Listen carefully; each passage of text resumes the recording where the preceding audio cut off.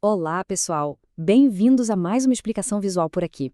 Hoje a gente vai mergulhar de cabeça nos mistérios da ótica geométrica, que é um assunto fascinante e simplesmente essencial para qualquer estudante de ciências que está começando a explorar o nosso universo. Sabe, a luz é uma viajante incrivelmente rápida. Ela se move sempre em linha reta e é justamente ela que permite que a gente enxergue o mundo maravilhoso ao nosso redor. Sem a luz, nós estaríamos literalmente no escuro, sem ver absolutamente nada. Mas antes da gente falar sobre como essa luz viaja e rebate pelas coisas, vamos pensar rápido sobre um mistério super comum do nosso dia a dia. De onde vêm as cores dos objetos? Dê uma olhada nas roupas que as pessoas ao seu redor estão vestindo agora mesmo, ou na natureza lá fora. O mundo é cheio de cores vibrantes, não é?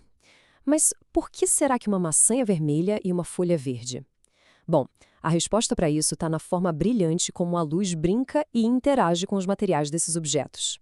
Então vamos lá. A primeira regra dessa jornada da luz é o que os físicos chamam de princípio da reversibilidade. A ideia aqui é elegante e muito, muito simples. A trajetória que um raio de luz faz não depende de qual sentido ele está indo.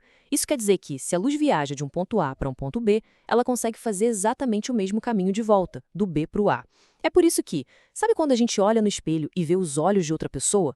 Pode apostar que essa pessoa também consegue ver os nossos olhos. A estrada da luz é sempre uma via de mão dupla perfeita. Agora, o que é realmente interessante é observar como a luz se comporta quando ela bate em uma superfície e volta. Pensem na luz como se fosse uma bola de borracha quicando no chão de uma quadra. É aqui que entram as famosas leis da reflexão. O raio de luz que chega na superfície é chamado de raio incidente, e o que rebate é o raio refletido. A grande sacada aqui, que é a segunda lei da reflexão, diz que o ângulo em que o raio chega na superfície é matematicamente idêntico ao ângulo em que ele vai embora. A luz nunca rebate de qualquer jeito, de forma aleatória. É uma geometria simplesmente impecável. E para que a gente consiga medir esses ângulos bem direitinho, os cientistas criaram um referencial chamado de linha normal. Olha só, essa é uma linha totalmente imaginária, tá? A gente traça ela fazendo um ângulo reto de 90 graus com a superfície do espelho bem no exato pontinho onde a luz bate. É a partir dessa fronteira invisível que a gente mede os ângulos de incidência e de reflexão, que, como a gente acabou de ver, são sempre iguaizinhos. Entender isso é fundamental para prever o caminho da luz. E tudo isso mostra brilhantemente a diferença entre as várias superfícies do nosso mundo. Quando um feixe de luz atinge uma superfície que é perfeitamente lisa, tipo a água calminha de um lago ou um vidro super polido, acontece a reflexão especular. Ou seja, todos os raios de luz chegam e rebatem juntos, bem paralelos e organizados. Mas, na vida real, a maioria das coisas tem pequenas irregularidades, umas lombadas microscópicas. Quando a luz bate nessas superfícies rugosas, acontece a reflexão difusa. Os raios perdem essa organização toda e se espalham para absolutamente todas as direções. Então, o ponto crucial é trazer essa comparação para o nosso cotidiano. Um espelho plano entrega aquela imagem nítida e perfeita justamente porque a luz sofre uma reflexão especular regular. Tudo rebate bonitinho, em ordem. Por outro lado, uma parede pintada ou a folha de um caderno apenas dispersa a luz de forma difusa.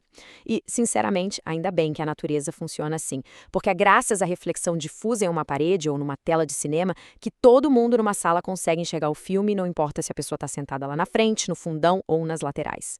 Mas e aí, como toda essa luz e reflexão se constroem dentro da nossa própria cabeça quando a gente se olha num espelho plano? É aqui que a gente entende a grande ilusão da ótica geométrica. Quando a luz reflete no espelho e chega nos nossos olhos, o nosso cérebro, que foi treinado a vida inteira para acreditar que a luz só viaja numa linha perfeitamente reta, acaba prolongando esses raios para o espaço vazio que fica lá atrás do vidro. O espelho literalmente engana a nossa visão, criando uma imagem virtual brilhante que parece existir num mundo paralelo do outro lado. E como será que se comporta esse mundo virtual por trás do espelho? Bom, existem regras bem claras e fascinantes. Primeiro, a imagem é chamada de virtual justamente porque os raios de luz reais não passam lá por trás. É só uma projeção da nossa mente. Segundo, rola uma inversão horizontal da esquerda para a direita, o que os físicos chamam de imagem reversa. E terceiro, tem a mágica da simetria. A imagem tem o mesmíssimo tamanho do objeto e parece estar a uma distância atrás do espelho que é rigorosamente igual à distância do objeto verdadeiro à frente dele. Incrível, né? Beleza? Agora que a gente já dominou essa viagem da luz e os espelhos, chegou a hora de responder aquela nossa pergunta do começo sobre as cores. Vamos conhecer o fenômeno da absorção, ou, como eu gosto de chamar, o grande ladrão de cores. A verdade nua e crua é que a maioria absoluta dos objetos ao nosso redor não tem luz própria. Eles são apenas fontes secundárias. Para serem vistos, eles precisam receber luz. E eles ganham suas cores justamente roubando partes dessa luz que chega até eles. Para entender esse roubo de cores, a gente precisa primeiro desmistificar a vítima da história, a luz branca. A luz que vem do sol, ou até daquelas lâmpadas comuns da nossa casa, é o que chamamos de luz policromática. Embora ela pareça branca ou transparente para os nossos olhos, ela é, na verdade, um pacote completo, uma união de todas as cores visíveis. Cada cor é como se fosse um tipo diferente de onda eletromagnética, com o seu próprio ritmo ou frequência, e todas elas viajam juntinhas nesse poderoso feixe de luz branca. Vamos ver como isso acontece na prática, passo a passo. Imaginem uma camisa vermelha bem vibrante. No passo 1, a luz policromática, com toda aquela equipe de cores junto, bate no tecido. Aí, no passo 2, a mágica da absorção acontece.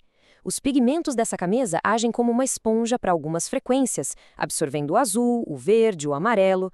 E no passo 3, a camisa simplesmente se recusa a absorver o vermelho, refletindo ele de forma difusa de volta para o ambiente. Ou seja, a cor que os nossos olhos enxergam é puramente a cor que o objeto rejeitou e devolveu para o mundo. Querem ver uma prova surpreendente desse roubo de luz? Pensem nessa comparação aqui. Se a gente pegar uma manta azul e colocar sobre a luz branca do dia, ela fica lindamente azul, certo? Porque ela absorve as outras cores e reflete só a frequência azul. Mas, se a gente pegar essa mesma manta e levar para um quarto escuro iluminado só por uma luz vermelha pura ou monocromática, o que acontece é surreal. A manta é feita para absorver a luz vermelha. Como não tem nenhuma luz azul no ambiente para ela refletir, ela absorve tudo que chega nela. E, sem luz sendo refletida para os nossos olhos, essa manta azul vai parecer completamente preta. E essa ausência de reflexão leva a gente para um conceito muito importante e curioso da física, chamado de corpo negro. Um corpo negro ideal é aquele objeto que consegue absorver praticamente toda a luz e radiação que bate nele e não reflete quase nada de volta. Só que a luz viaja carregada de energia, e essa energia tem que ir para algum lugar, não é? Quando um corpo negro absorve essas frequências todas, a luz não desaparece magicamente. O objeto pega essa energia luminosa e converte direto em energia térmica. Em outras palavras, a luz capturada vira calor. Para a gente fechar essa nossa explicação visual com chave de ouro, eu quero deixar uma provocação que liga a física da ótica diretamente com o nosso dia a dia. Se a gente já sabe que a luz branca traz todas as cores, que os pigmentos refletem algumas e absorvem outras, e que um objeto de cor preta funciona quase como um corpo negro, absorvendo toda a luz e transformando isso em energia térmica, o que será que acontece com o objeto preto quando a gente deixa ele largado debaixo do sol escaldante do verão? Fica aí a reflexão para a próxima vez que todo mundo for escolher a cor da roupa num dia muito quente. Muito obrigado por acompanharem essa nossa jornada passo a passo. A física está literalmente em toda parte, só esperando a gente perceber.